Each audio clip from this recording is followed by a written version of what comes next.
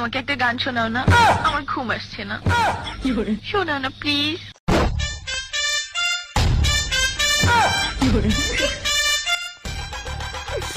তুমি আমার কাছ থেকে গান শুনবা জান?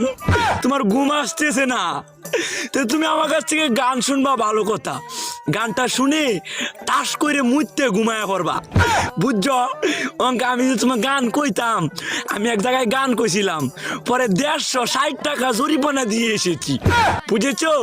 এখন আমি গান বলতেছি, তুমি উপস্থাপনতা করো আমার গানটা শুনে।